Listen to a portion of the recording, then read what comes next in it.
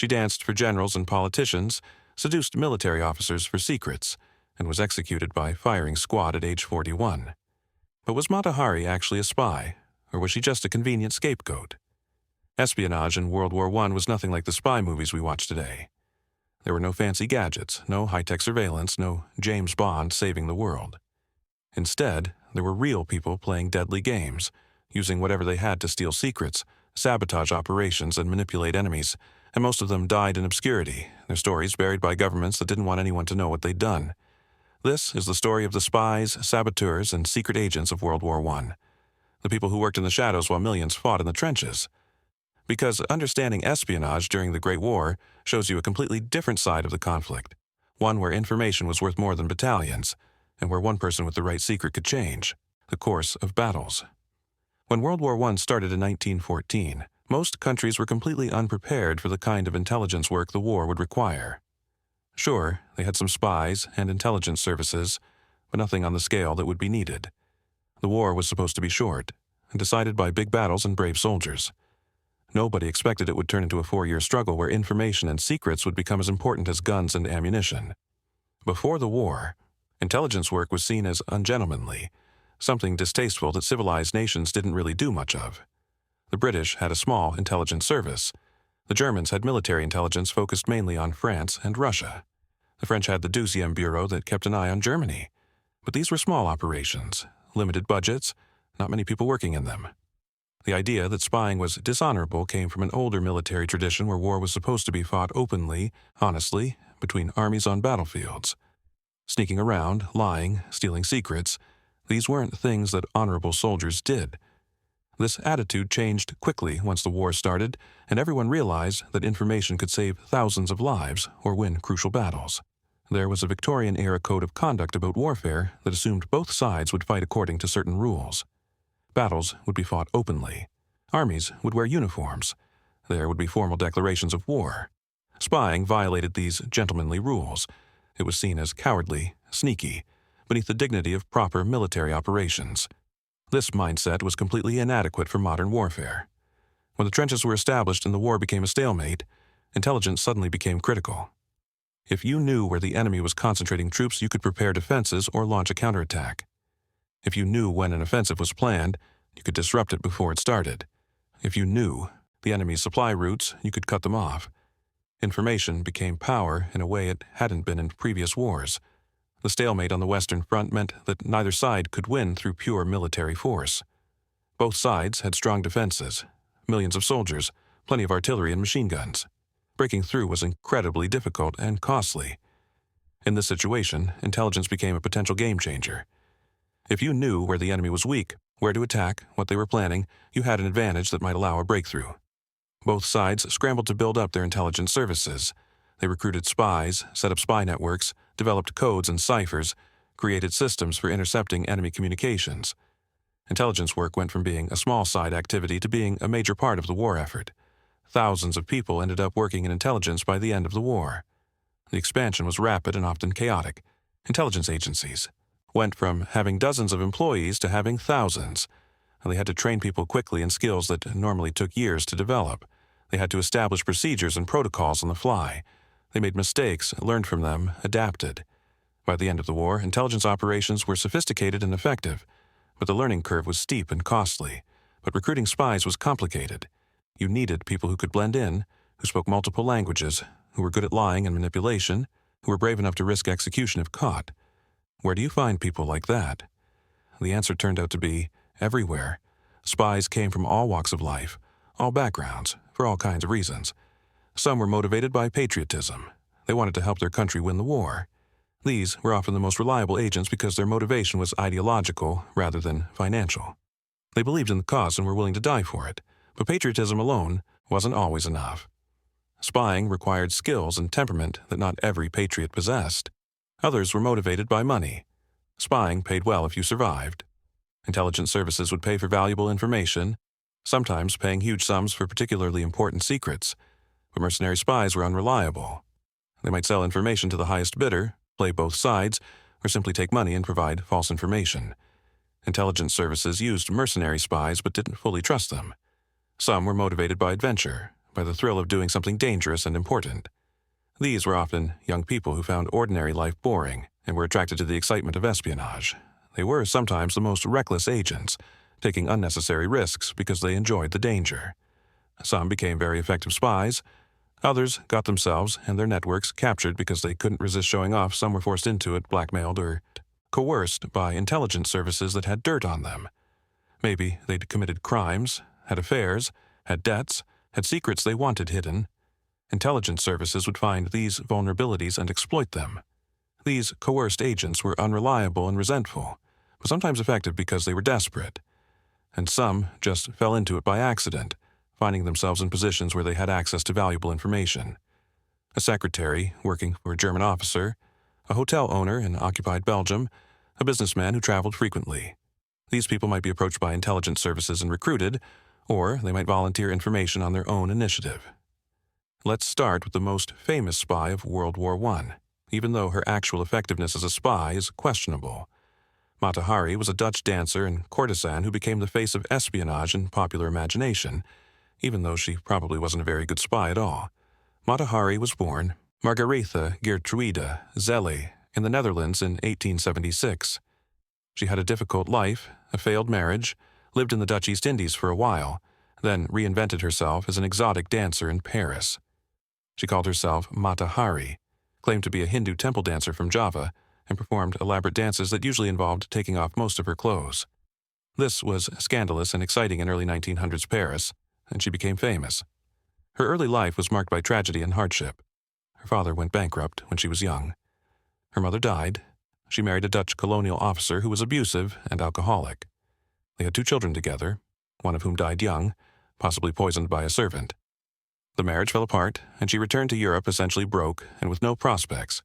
Reinventing herself as Mata Hari was an act of desperation and genius. She created an exotic persona that appealed to European fantasies about the mysterious East. She wore revealing costumes, performed sensual dances, told stories about being a sacred temple dancer. None of it was true, but it didn't matter. Audiences believed what they wanted to believe, and Mata Hari gave them a fantasy. Her act was mostly fake.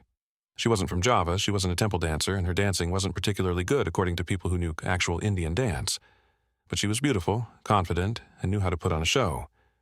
Parisian audiences loved her. She became a celebrity, had affairs with wealthy and powerful men, lived a glamorous life. The affairs were key to her lifestyle. Mata Hari was essentially a high-class courtesan. She had relationships with wealthy men who supported her financially. Military officers, industrialists, politicians, aristocrats. She moved in elite circles, attended parties and social events where powerful people gathered. This made her both visible and connected, which would later make her interesting to intelligence services. When World War I started, Mata Hari was in her late 30s, and her dancing career was fading. She wasn't young enough to compete with newer dancers. She was running out of money, and she'd spent years cultivating relationships with military officers, politicians, and wealthy men from various countries. This made her interesting to intelligence services. Both sides approached her about spying. The Germans apparently recruited her first, or at least made contact and offered payment.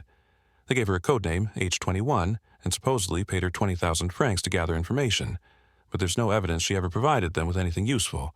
She may have simply taken the money and done nothing. The French claimed she was a German spy, working for German intelligence under the codename H21. The evidence for this was thin. She'd apparently agreed to spy for the Germans for 20,000 francs, but there's no clear evidence she ever gave them useful information. She might have just taken their money and done nothing, or given them information that was already public knowledge. The French also tried to recruit her as a double agent. They wanted her to pretend to work for Germany while actually working for France. She agreed, probably hoping it would protect her and provide income, but she wasn't trained in espionage, didn't understand security procedures, and was far too visible to be an effective spy. Her attempts to gather intelligence were amateurish and obvious. The French arrested her in February 1917, tried her for espionage, and executed her by firing squad in October 1917. During her trial, the prosecution claimed she was responsible for the deaths of thousands of French soldiers by passing secrets to the Germans. The evidence they presented was mostly circumstantial. She'd had relationships with officers from various countries. She'd traveled to Germany. She'd received money from Germans. But there was no solid proof she'd actually spied. The trial was a farce by modern standards. Evidence was presented in secret sessions that Mata Hari and her lawyer couldn't attend. The prosecution made sweeping claims about her responsibility for French deaths without providing specific examples. Her past as an exotic dancer and courtesan was used against her, with the implication that a woman with such a scandalous past must be guilty of espionage. Most historians now think Mata Hari was probably not an effective spy if she was a spy at all. She was too visible, too famous, too obvious. Real spies are invisible, unremarkable people who don't draw attention. Mata Hari drew attention everywhere she went. If she was working for German intelligence, she was terrible at it, because there's no record of her providing valuable information. Some historians go further and argue she was completely innocent, that she never actually spied for anyone. She took money from Germans, but that might have been payment for sexual services or simply gifts from wealthy lovers. She traveled to Germany, but she was Dutch and had legitimate reasons to travel. The French built a case on circumstantial evidence because they needed a scapegoat. So why was she executed? Probably because France needed a scapegoat. The war was going badly in 1917. France had suffered terrible casualties. The French army had experienced mutinies where soldiers refused to attack. The public was angry and wanted someone to blame. Mata Hari, a foreign woman with a scandalous reputation who'd had affairs with military officers, was the perfect target. The French army mutinies in 1917 were a crisis. Soldiers, exhausted and disillusioned after years of pointless offensives and massive casualties, simply refused to attack. They weren't deserting or joining the enemy, but they wouldn't go over the top anymore. The French command had to carefully rebuild morale while harshly punishing mutiny leaders. Dozens of soldiers were executed as examples. In this context, having a foreign spy to blame helped. Look, it wasn't our fault that offensives failed. It was because German spies were stealing our secrets. Mata Hari became the embodiment of that threat. Her execution was a message. We're protecting France from these traitors. We're dealing with the spy problem. It was propaganda and scapegoating, and Mata Hari paid with her life. Her execution was a propaganda victory. Look, we caught a dangerous German spy who was seducing our officers and stealing our secrets. We're protecting France from these threats. It distracted from military failures and gave people someone to hate. Whether she was actually guilty didn't matter as much as the narrative. Mata Hari faced the firing squad with remarkable courage. According to accounts from witnesses, she refused to blindfold and blew a kiss to the soldiers before they fired. This gesture, whether true or exaggerated in the retelling, became part of her legend. She died as dramatically as she'd lived, and her execution made her more famous in death than she'd been in life. Mata Hari's story became legendary. She was portrayed as the ultimate femme fatale, the seductress who used sex to steal secrets, the beautiful spy who brought down armies. This image was mostly fiction, created after her death. But it stuck. Even today, when people think of female spies, they often think of someone like Mata Hari, even though real female spies were nothing like her.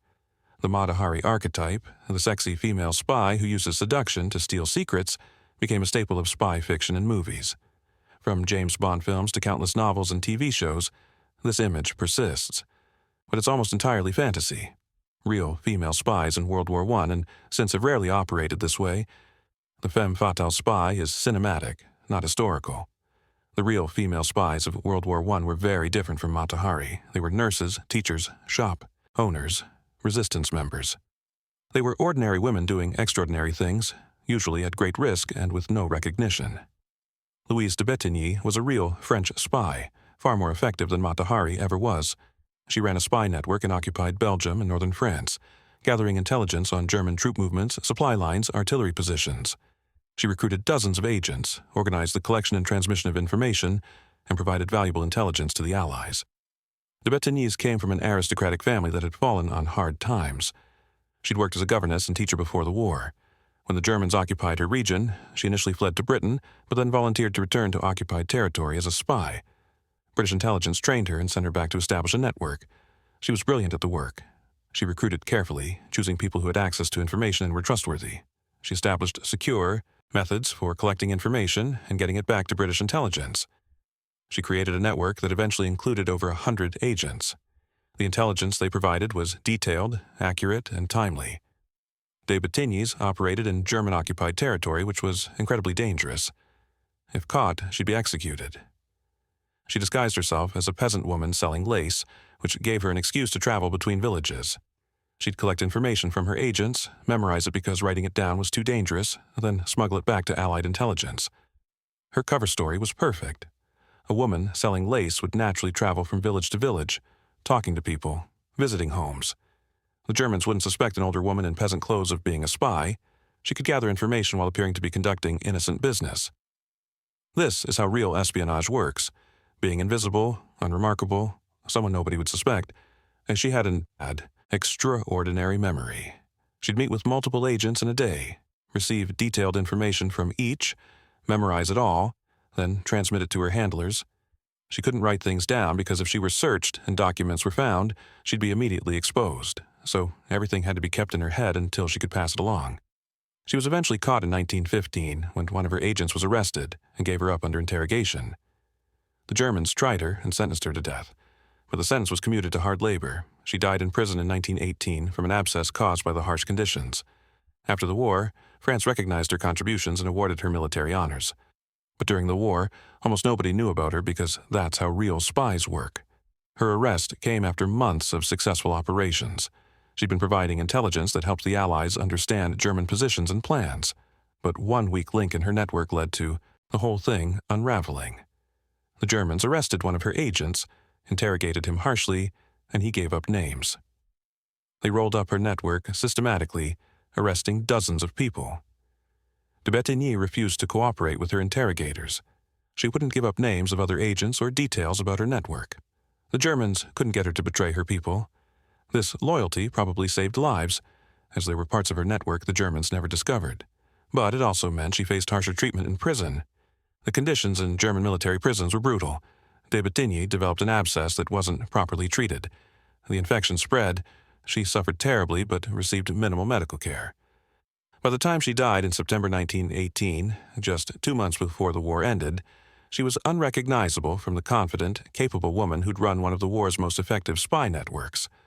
After the war, France honored her posthumously. She received the Légion d'honneur, France's highest decoration. There are memorials to her in northern France. Her story was told in books and articles, but during her lifetime, she received no recognition because her work was secret. This is the fate of most real spies: obscurity during life, possible recognition only after death. Edith Cavell was a British nurse working in Belgium when the war started. She wasn't a spy in the traditional sense, but she was involved in resistance work that the Germans considered espionage.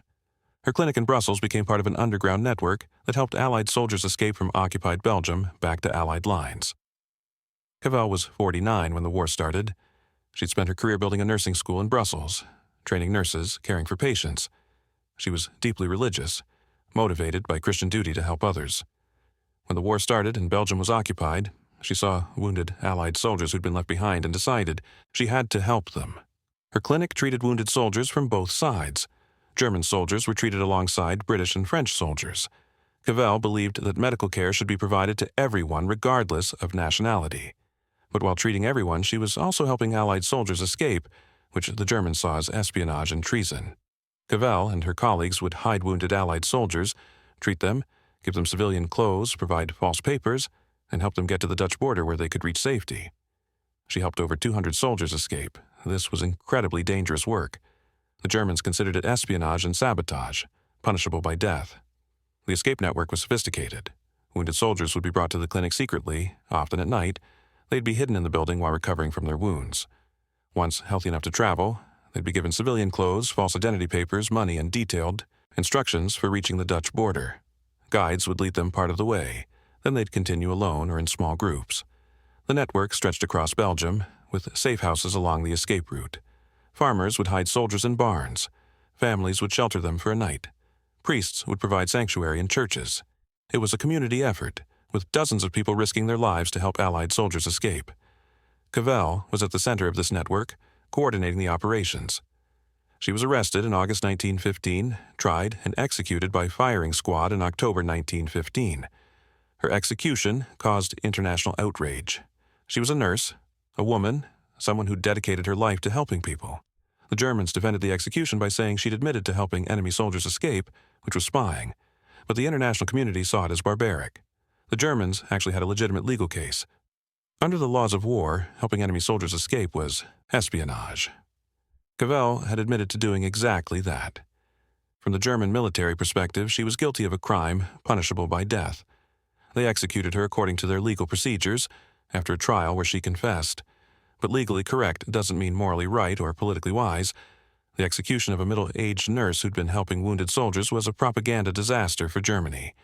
It made them look brutal and uncivilized. It hardened opposition to Germany in neutral countries. It was a strategic blunder, even if it was legally justified. Cavell became a propaganda symbol for the Allies. Her execution was used to show German brutality, to encourage recruitment, to justify the war. She became more valuable as a symbol after her death than she'd been as an agent during her life. This is often how espionage works. The story matters as much as the actual intelligence.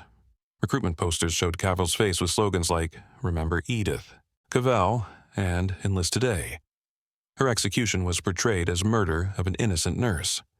The fact that she'd been conducting illegal activities was downplayed or ignored. What mattered was the image. A helpless woman killed by brutal German militarists. In her final hours, Cavell said something that became famous. "Patriotism is not enough. I must have no hatred or bitterness towards anyone." This statement captured something profound about the war and about human nature. She had been part of the conflict, had helped one side against the other, but she understood that the cycle of hatred had to end somewhere. But espionage in World War I wasn't just about individual spies. It was about networks, systems, organizations. Both sides developed extensive intelligence operations that involved hundreds or thousands of people. The British were particularly good at this. They created an organization called MI5 to handle counterintelligence and security within Britain. They created MI6, the Secret Intelligence Service, to handle foreign intelligence and operations abroad. These organizations grew rapidly during the war and developed methods that are still used today. MI5 was established just before the war started in 1909, but it was tiny. By 1918, it had grown into a large organization with hundreds of employees. It was responsible for catching German spies operating in Britain, protecting military secrets, ensuring security around sensitive facilities. It developed techniques for surveillance, interrogation, agent handling that became standard practice. MI6, officially the Secret Intelligence Service, or SIS, was even more secretive. It ran agents abroad, collected foreign intelligence, conducted sabotage and covert operations. MI6 established spy networks in Germany, occupied territories, neutral countries. It was headed by Mansfield Cumming, who signed documents with a C in the green ink, a practice continued by his successors, including the fictional M in James Bond stories. Room 40 was the British Naval Intelligence Cryptography Section. They intercepted and decoded German communications, particularly naval messages. This was hugely valuable. If you can read the enemy's messages, you know what they're planning, where their ships are, what their intentions are. Room 40 was located in the Admiralty Building in London. It employed mathematicians, linguists, and clerks who worked around the clock intercepting and decoding German messages. The name Room 40 came from the office number where the operation was initially located. It grew to include dozens of people and became one of Britain's most valuable intelligence assets. The work was painstaking. Intercepted messages would arrive as strings of numbers or letters. Codebreakers would work to identify the cipher system being used, find patterns, exploit mistakes made by German operators. Once they broke a code, they could read messages. Until the Germans changed their system, then they'd have to start over. The most famous success of Room 40 was intercepting and decoding the Zimmermann telegram in 1917. This was a message from German Foreign Minister Arthur Zimmermann to the German ambassador in Mexico. The telegram proposed that if the United States entered the war against Germany, Mexico should ally with Germany. In return, Germany would help Mexico recover territory it had lost to the United States in the Mexican-American War. The telegram was audacious and reckless. Germany was proposing that Mexico attack the United States, reconquer Texas, New Mexico, and Arizona. This was fantasy.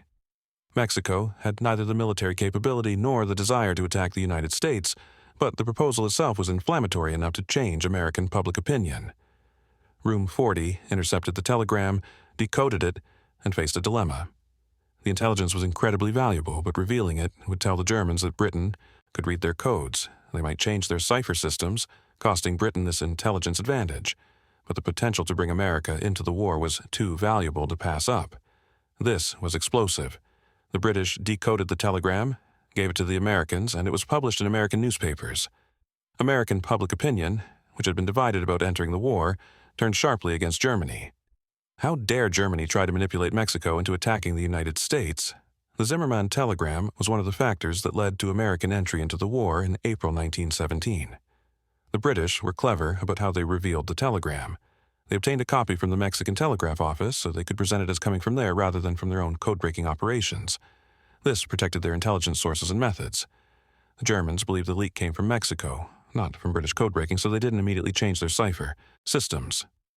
Zimmermann made things worse by admitting the telegram was genuine. When questioned by journalists, instead of denying it or claiming it was a forgery, he confirmed he'd sent it. This removed any doubt about authenticity and made American entry into the war almost inevitable. German diplomacy throughout the war was often tone-deaf and counterproductive. The Germans had their own intelligence successes. Their cryptography was generally good, though not as good as they thought. They ran spy networks in Allied countries. They conducted sabotage operations against Allied shipping and industry. German intelligence was extensive and, in many cases, effective. The Abteilung 3B was the German military intelligence service. It ran networks of spies across Europe and in the Americas. It conducted sabotage operations in enemy and neutral countries. It worked to undermine enemy morale and support. German intelligence officers were often competent and dedicated professionals. German intelligence was hampered by bureaucratic infighting and poor coordination between different agencies. The Military Intelligence Service, the Foreign Office Intelligence Section, and the Navy Intelligence Section often worked at cross purposes. They'd recruit the same agents without knowing it, run competing operations, fail to share information. This inefficiency reduced German intelligence effectiveness. One area where German intelligence excelled was in Eastern Europe and the Middle East. They worked to undermine Russian stability, supporting revolutionary groups that opposed the Tsar. When the Russian Revolution happened in 1917, German intelligence had helped create the conditions for it. They even helped Lenin return to Russia from exile in Switzerland, knowing he'd worked to pull Russia out of the war. The German support for Lenin was a calculated gamble. They knew Lenin opposed the war and wanted Russia to withdraw, so they helped him travel across Germany in a sealed train, then on to Russia. They provided funding to the Bolsheviks. They hoped that if Lenin gained power, he'd take Russia out of the war, freeing up German troops for the Western Front. This worked. The Bolsheviks took power in late 1917 and negotiated peace with Germany in early 1918. This freed up German troops from the Eastern Front to be sent west for offensives against Britain and France. German intelligence operations in Russia had strategic impact, helping to knock one of Germany's major enemies out of the war. The Treaty of Brest-Litovsk in March 1918 was a huge victory for Germany. Russia gave up massive territories, including Poland, the Baltic states, Ukraine, parts of Belarus. Germany now controlled vast resources and could redeploy millions of soldiers to the Western Front. All of this was enabled partly by German intelligence work destabilizing Russia and supporting the Bolsheviks. The Germans also worked with revolutionaries and nationalists in British and French colonies, trying to stir up rebellion that would distract the Allies and tie up their resources. In India, German agents worked with independence activists. In the Middle East, they tried to encourage Arabs to rebel against British and French influence.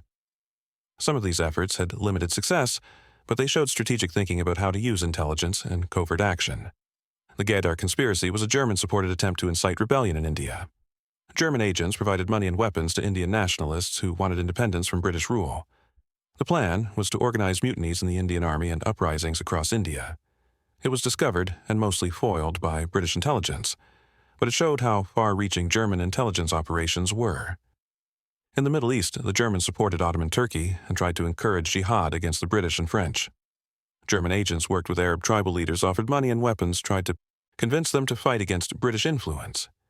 This was partly countered by British agents like T.E. Lawrence, working with other Arab groups, creating a confusing tangle of competing intelligence operations.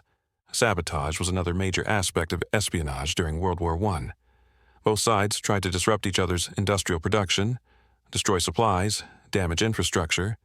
Saboteurs were spies who focused on destruction rather than information gathering. The Black Tom explosion in July 1916 is one of the most significant sabotage operations of the war. Black Tom was a munitions depot in New Jersey, right across from New York City. It was a major storage and shipping point for munitions being sent to the Allies. German saboteurs planted explosives there and set them off in the middle of the night. Black Tom Island was a major hub for shipping ammunition to the Allies. Thousands of tons of explosives, artillery shells, small arms ammunition were stored there waiting to be loaded onto ships. The facility was supposed to be secure, But German agents had infiltrated it, possibly bribing guards or using forged credentials to gain access. The explosion was massive. It shattered windows across New York and New Jersey. People felt it as far away as Philadelphia. Shrapnel hit the Statue of Liberty. The munitions depot was completely destroyed, along with several nearby buildings and rail cars. Damage was estimated at about $20 million in 1916 dollars, which would be hundreds of millions today. The explosion occurred at 2:08 a.m. First, there were small fires, then a series of explosions as stored ammunition cooked off. The main explosion was equivalent to an earthquake, measuring between 5.0 and 5.5 on the Richter scale.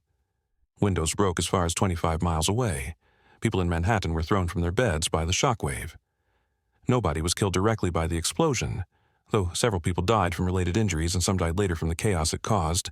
But the goal wasn't to kill people. The goal was to destroy munitions headed for the Allies and to intimidate Americans against supporting the Allied war effort. The timing, middle of the night when few people would be present, suggests the saboteurs didn't want mass casualties. They wanted to destroy material and send a message.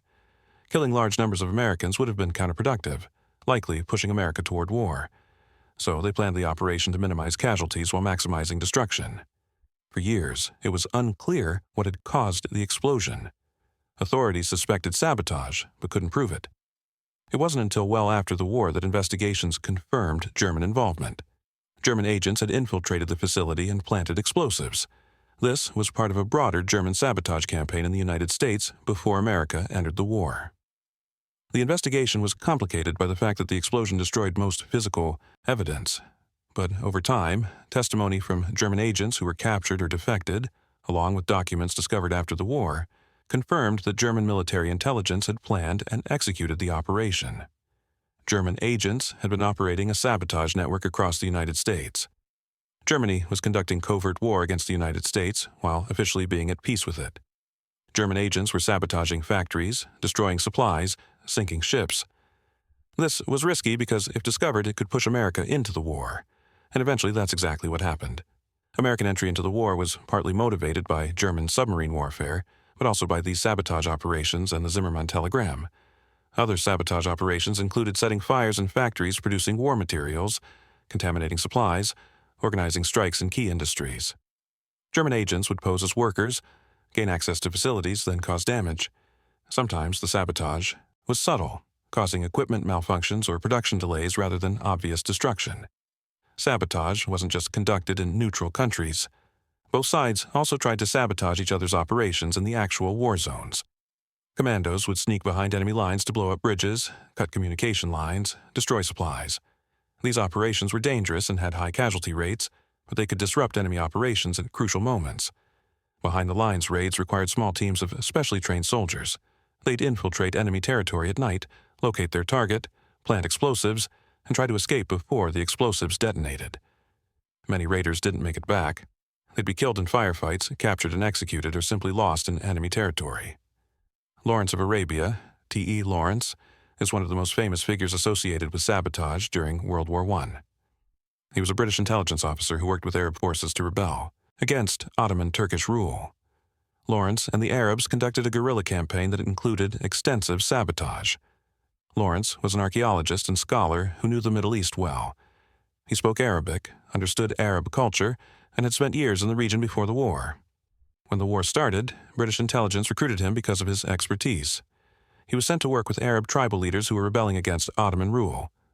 The Arab revolt was partly ideological, Arabs wanting independence from Turkish rule, and partly strategic, Britain wanting to weaken the Ottoman Empire from within. Lawrence served as liaison between British command and Arab forces.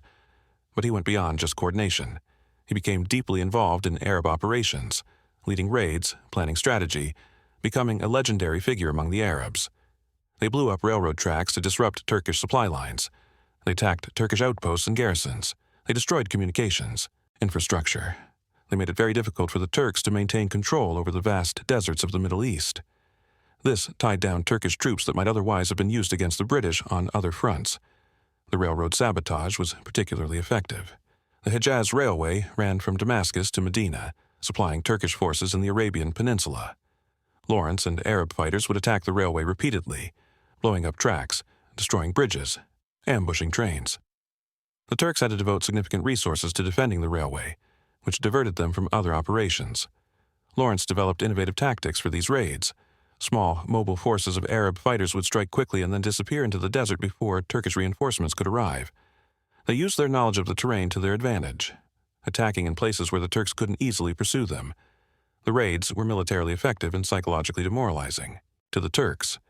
Lawrence's story has been romanticized, turned into legend by his own writings and by the famous film. The reality was more complicated, more brutal, less glorious. But there's no question that his intelligence work and the sabotage campaigns he helped organize had strategic value. They contributed to the eventual defeat of the Ottoman Empire. Lawrence himself was conflicted about his role. He'd made promises to Arab leaders about independence after the war, promises that Britain didn't keep. The British and French divided the Middle East between themselves, betraying the Arabs who'd fought alongside them. Lawrence felt guilty about this betrayal for the rest of his life. Codes and ciphers were crucial to espionage during World War I. All sides used codes to protect their communications, and all sides tried to break enemy codes. This created a battle of cryptographers and mathematicians working to protect secrets and steal them. Codes and ciphers are, and different things, though the terms are often used interchangeably. A code replaces entire words or phrases with other words, numbers, or symbols. A cipher replaces individual letters according to a system. Both were used during World War I, often in combination for extra security. The Germans used several cipher systems, including the ADF-GVX cipher, which was considered very secure. The French eventually broke it, which gave them insight into German plans and operations. The British breaking of German naval codes gave them advantage in naval operations throughout the war. The ADF-GVX cipher was introduced by the Germans in March 1918, right before their major spring offensive. It was named after the 6 letters used in the cipher: A, D, F, G, V, and X. These letters were chosen because they sound distinctly different in Morse code, reducing transmission errors. The cipher was a combination of substitution and transposition, making it extremely difficult to break. The French assigned their best cryptanalyst, Georges Painvin, to crack the ADF-GVX cipher. He worked obsessively on it for months, suffering a physical breakdown from the stress and exhaustion. But he eventually broke it in June 1918, just in time to provide intelligence about German offensive plans. This intelligence helped the French prepare defenses and counter German attacks, possibly changing the outcome of the war. One interesting aspect of World War I cryptography is how it advanced the field. Mathematicians and linguists working on code-breaking developed new methods and techniques. The work done during World War I laid groundwork for the more famous code-breaking efforts of World War II, like the breaking of the Enigma code. Many of the people who worked in cryptography during World War I went on to shape the field for decades. They understood that code-breaking was a combination of mathematics, linguistics, psychology, and persistence. They developed methodologies for analyzing encrypted messages, looking for patterns, exploiting human errors. This knowledge was passed on to the next generation of code breakers. The problem with codes and ciphers is that humans have to implement them, and humans make mistakes. A cipher might be mathematically secure, but if operators use it incorrectly, it can be broken. German cipher operators sometimes made mistakes that allowed the British and French to break codes that should have been secure. Common mistakes included using predictable message openings, like starting every message with the same greeting, or sending the same message in multiple cipher systems, allowing codebreakers to compare them, or reusing cipher keys, which made patterns easier to detect, or including known words like names or places that gave codebreakers clues about the plaintext.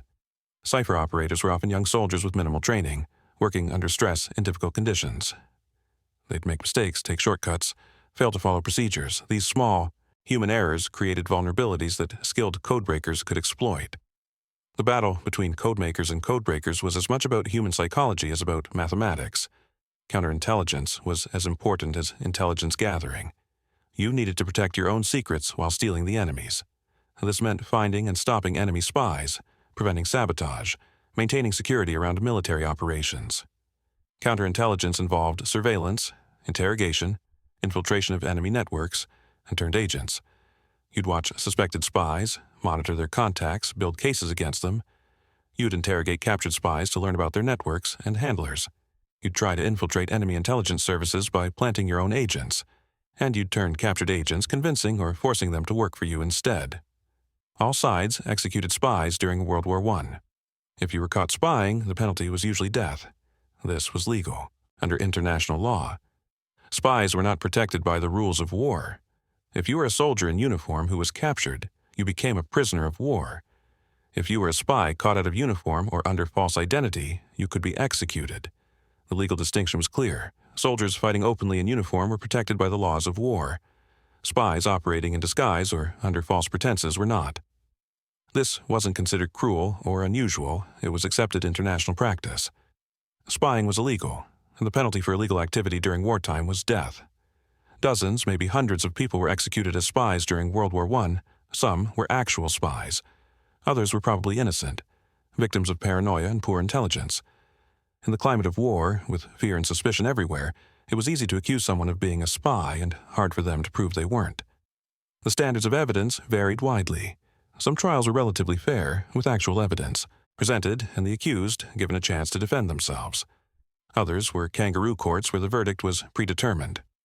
Wartime justice is often rough justice, and many people were executed on thin evidence or no evidence at all.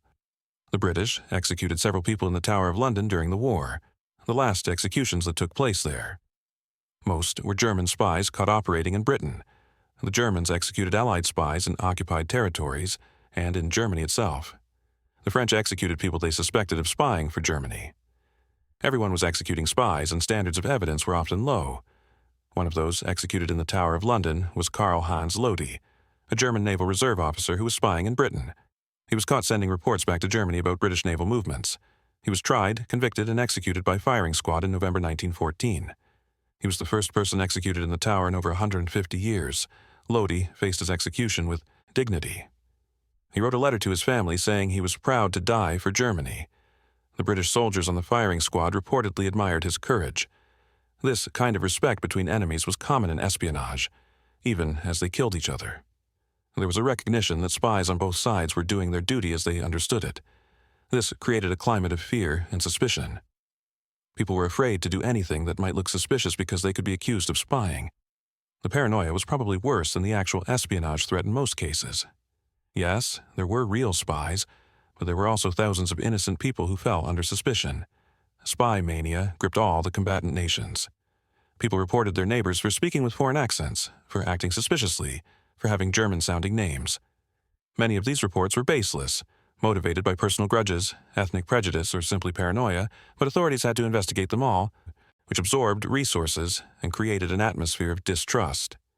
In Britain, anyone with a German name was suspect. German-owned businesses were attacked and looted. People changed their names to sound less German. The British royal family changed their name from Saxe-Coburg-Gotha to Windsor to distance themselves from their German heritage. This anti-German hysteria made life difficult for German immigrants and descendants who had nothing to do with spying. Propaganda was closely related to espionage. Both involved deception, manipulating perceptions, controlling information. Intelligence services often worked with propaganda departments to shape public opinion and enemy morale. Propaganda in World War I was more sophisticated than in previous wars. Governments created specialized bureaus to produce propaganda materials. They employed writers, artists, filmmakers to create content. They developed strategies for targeting specific audiences. Modern propaganda, as we know it, was largely invented during World War I. The British were particularly good at propaganda. They created the War Propaganda Bureau, which produced materials designed to maintain support for the war at home and to influence opinion in neutral countries, especially the United States. They spread stories about German atrocities, some true and some exaggerated, to turn opinion against Germany. British propaganda portrayed the war as a fight of civilization against barbarism.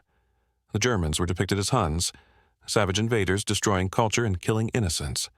Stories of German atrocities in Belgium, some true and some fabricated or exaggerated, were widely circulated. The goal was to maintain British morale while encouraging neutral countries to support the Allied cause. Some of the atrocity stories were based on real events. The Germans did execute Belgian civilians during their invasion, destroyed towns, and committed war crimes. But British propaganda exaggerated these atrocities, invented some that didn't happen, and presented German behavior as uniquely barbaric when in reality all sides committed atrocities during the war. The Germans did the same, though generally less effectively. German propaganda tried to portray the war as defensive, Germany as the victim of Allied aggression. They tried to encourage anti-war sentiment in Allied countries.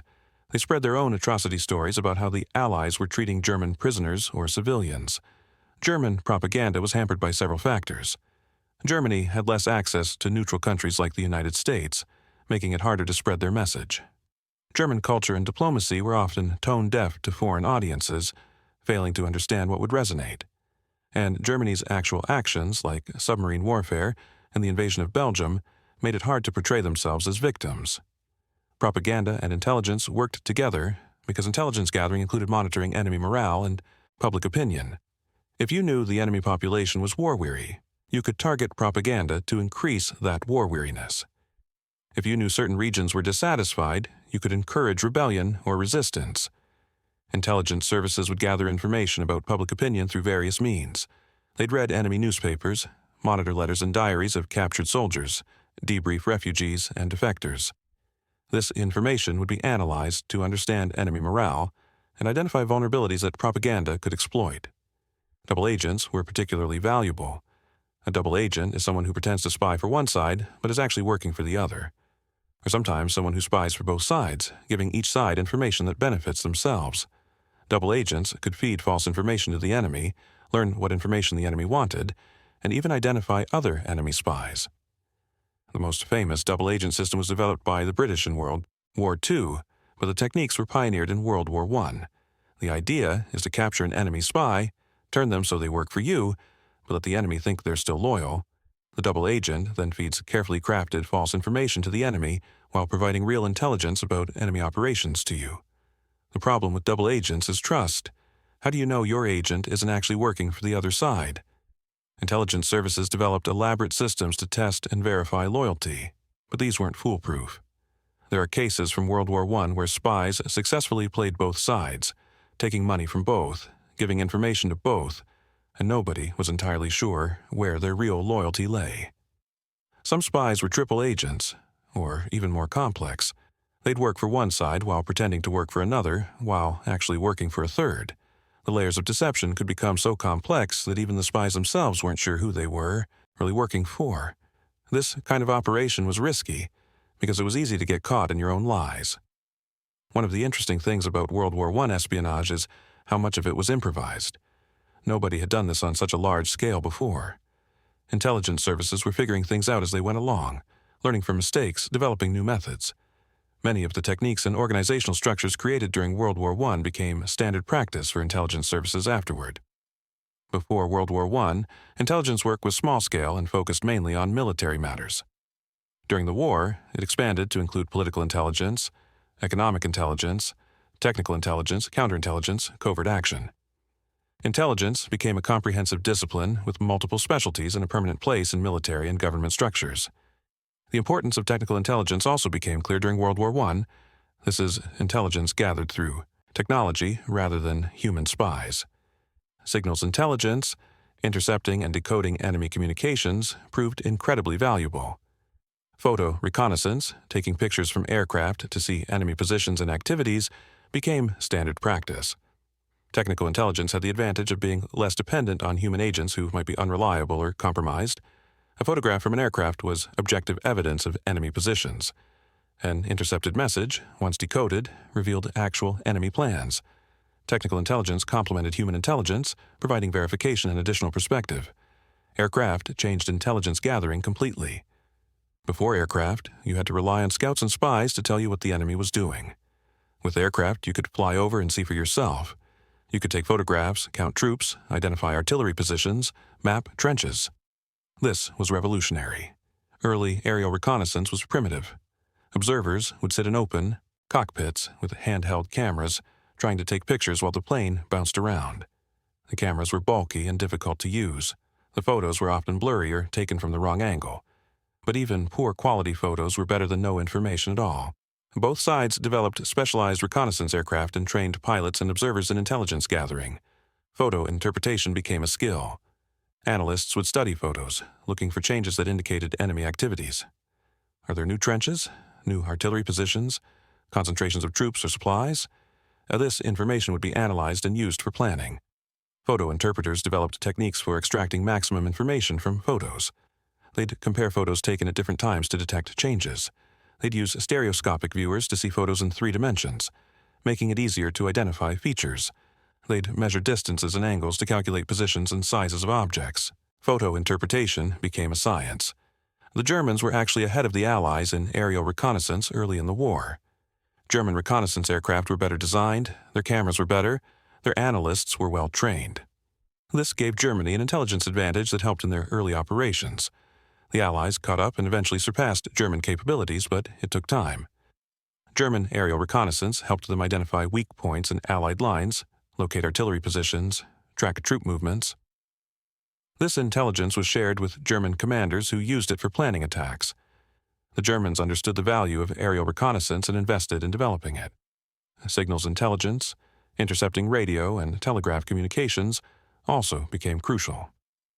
Early in the war, both sides were careless with radio communications. They'd send messages in plain language or with simple codes that were easy to break. As the war progressed, everyone got better at security, but signals intelligence remained valuable throughout the war. Radio was a relatively new technology, and military operators didn't fully understand the security implications. They'd use radio because it was fast and convenient, not realizing that anyone with a receiver could intercept their messages. Early in the war, both sides would broadcast messages in clear language, making signals intelligence incredibly easy.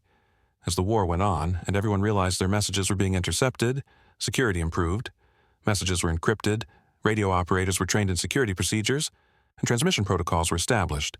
But signals intelligence continued to provide value because human error and system vulnerabilities could always be exploited.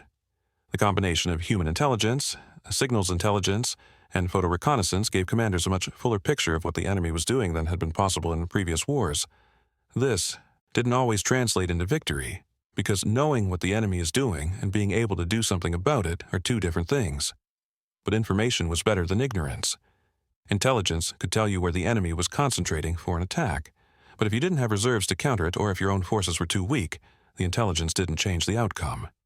Intelligence could reveal enemy weaknesses, but if you couldn't exploit them due to terrain, weather, or your own limitations, knowing about them didn't help.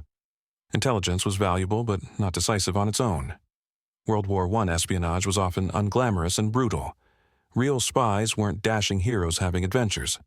They were people living with constant fear, knowing that discovery meant torture and execution. They lived double lives, lying to everyone around them, never able to fully trust anyone. The isolation was perhaps the hardest part. Spies couldn't tell anyone what they were really doing. They couldn't share their fears or burdens. They had to maintain their cover constantly, even with friends and family. One slip, one moment of letting their guard down could expose them. This constant vigilance and deception was psychologically exhausting. The psychological toll was severe. Many spies and intelligence officers suffered from what we'd now call PTSD. They'd seen terrible things, done terrible things, carried guilt and fear. After the war, many struggled to return to normal life. How do you go back to being ordinary after years of deception and danger? Some spies turned to alcohol or drugs to cope with the stress and memories. Some developed mental health problems that went untreated because psychiatric care was primitive and mental illness was stigmatized. Some committed suicide. The human cost of espionage extended long after the war ended. Some spies were motivated by genuine patriotism and believed they were serving a greater good. Others were more cynical, in it for money or because they'd been coerced. But regardless of motivation, the work took a toll. Living a lie, always watching your back, knowing that one mistake could mean death, this wears people down. Even patriotic spies struggled with moral questions. Is it right to betray someone who trusts you? Is it acceptable to lie and manipulate to serve your country? What about the people you hurt or get killed through your actions? These questions don't have easy answers, and many spies wrestled with them throughout their lives. There's also the moral ambiguity of espionage. Spies lie, steal, manipulate, sometimes kill. They betray trusts, exploit relationships, deceive people who consider them friends.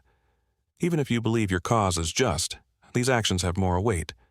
Many spies struggled with guilt over what they'd done, even years after the war ended. The most difficult moral burden was probably for spies whose actions led to deaths. If your intelligence led to a military operation where people died, you bear some responsibility for those deaths. If you betrayed someone who was then executed, their blood is partly on your hands. These are heavy burdens to carry. The legacy of World War I espionage is complicated. It established many practices and organizations that continue today.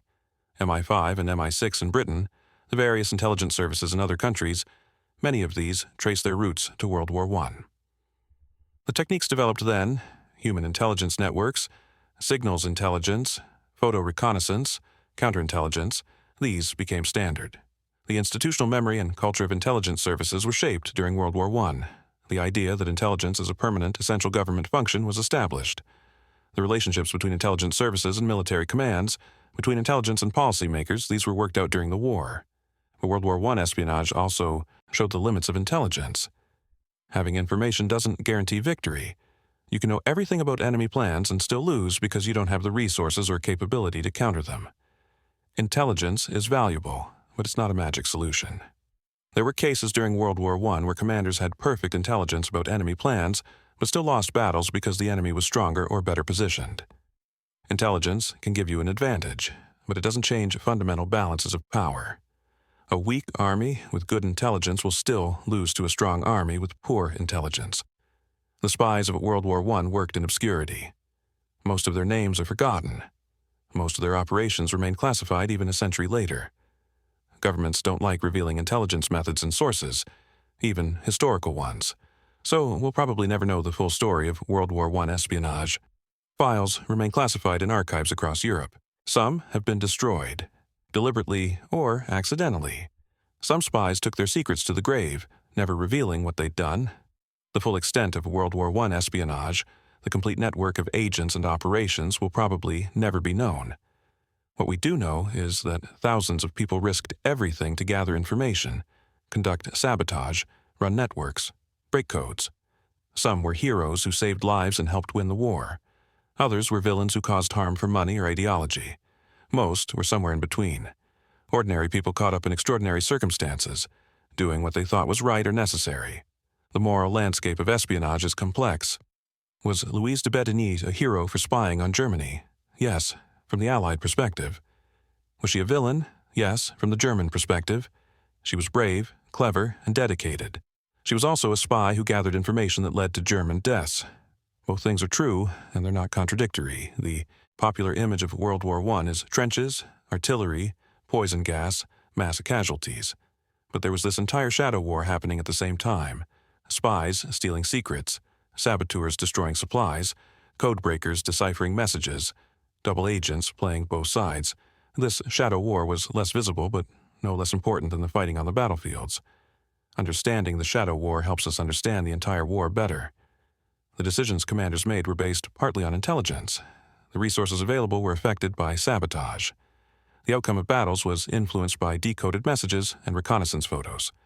Espionage wasn't separate from the war, it was integral to it.